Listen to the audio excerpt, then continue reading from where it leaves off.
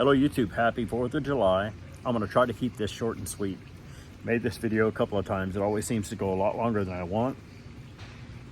But what I wanted to talk to you guys about today is a rain fly in a situation like this where I'm sleeping under the trees, not expecting a single drop of rain, but why you need to have a rain fly, regardless. This is my AquaQuest Safari. You guys have probably seen it before in other videos. It's 10 by 10. Not all that expensive. If I'm sleeping out under the trees, that rain fly is going up. I don't care what the weather is supposed to do. Even if it's a perfect night, absolutely beautiful. Nothing but crickets and calm and tranquility. Beautiful night. But you see, I'm under the trees. Rain fly is not just to keep you dry, not just to keep the snow off of you, not just to keep the rain off of you. It's also armor. Your rain fly is going to protect you from all kinds of little things that come down out of these trees.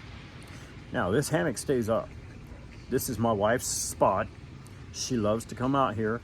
I've got enough area and another tree right here where I can hang two hammocks side by side so we can both be out here if we want to. But this hammock stays up all the time.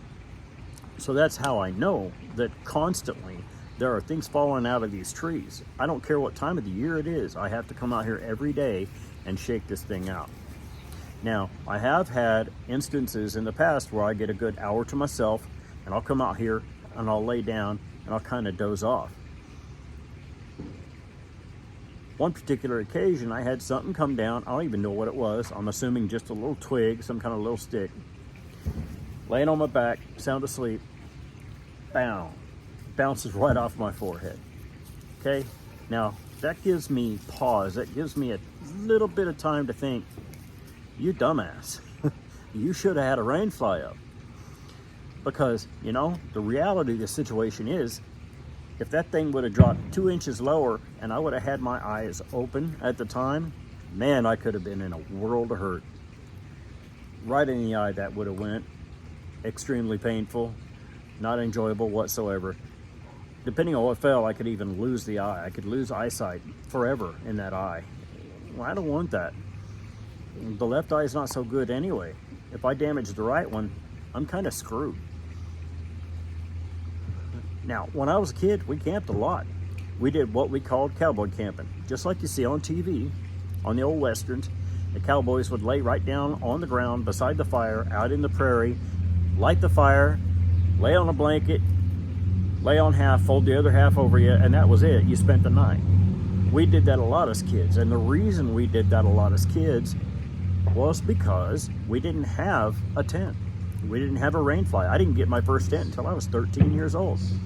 So when my cousins and I camped out, we laid right out on the ground. Because, you know, even as kids, we knew better than to try to pull something like that off underneath the trees. I don't care if you're sleeping on your back. What happens when you fall asleep on your back?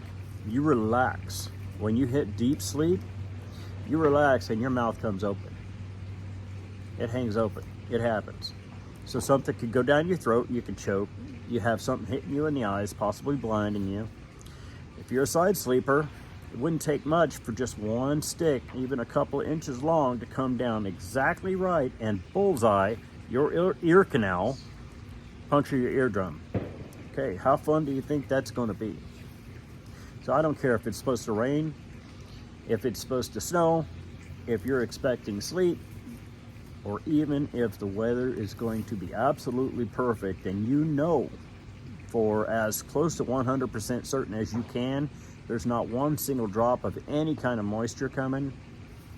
If you're under a canopy of trees, always put up a rain fly without fail. All right, thanks a lot for watching, guys. Happy 4th of July. I appreciate you guys watching. I'll see y'all in the next one.